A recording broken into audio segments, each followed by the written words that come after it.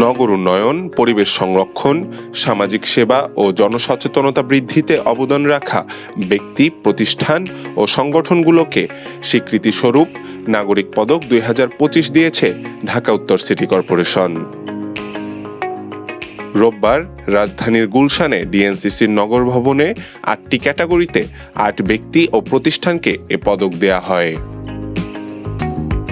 উদ্ভাবক ও স্টার্টআপ ক্যাটাগরিতে আব্দুর রশিদ সোহাগ, ব্যক্তি উদ্যোগ ক্যাটাগরিতে শ্রুতি রানী দে, সোশ্যাল মিডিয়া কন্টেন্ট নির্মাণ ক্যাটাগরিতে আপলিফট বাংলাদেশ, পরিবেশ বান্ধব শিক্ষা প্রতিষ্ঠান ক্যাটাগরিতে ভাসানটেক স্কুল অ্যান্ড কলেজ, সামাজিক সংগঠন ক্যাটাগরিতে উত্তরা পাবলিক লাইব্রেরি, প্রাণী সুরক্ষা ও প্রাণী অধিকার রক্ষা ক্যাটাগরিতে people for animal welfare foundation, advocacy ক্যাটাগরিতে হাওয়া বেগম এবং সর্বোচ্চ করদাতা ক্যাটাগরিতে বাংলাদেশ পানি উন্নয়ন বোর্ড পুরস্কার পেয়েছে। পুরস্কার হিসেবে বিজয়ীদের পদক, সনদ ও সম্মাননা স্মারক এবং একই সাথে অর্থ প্রদান করা হয়।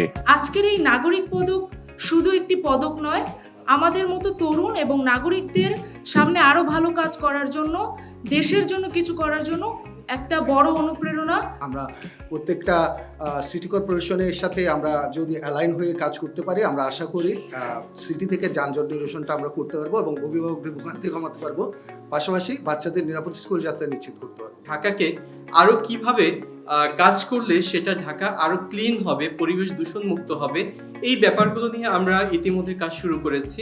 এই পদকগুলা হয়েছে মানুষের আমাদের জীবনের একটা পরমই। তো আমি চিন্তা করবো যে ডিএনসিসি আসলে আমার মতন মানুষের জায়গায় আসতে পেরেছে, এটা হয়েছে আমাদের নিজেদের একটা বড়, আমি শুধু একা নাই, কমিউনিটির সবার গৌরব।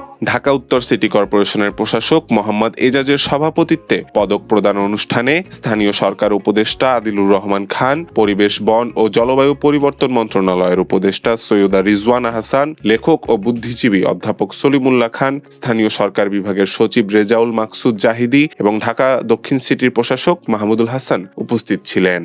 এই যে পুরস্কারগুলো দেয়া, নাগরিকদেরকে একটা স্বীকৃতি দেয়া, এর মাধ্যমে নাগরিকদেরকেও আসলে প্রাতিষ্ঠানিকভাবে ক্ষমতায়িত করা হয়। আধিপত্যবাদের কাছে আর বাংলাদেশ কখনো মাথা নত করবে না, অন্যায় অবিচারের কাছে বাংলাদেশ কখনো মাথা নত করবে না।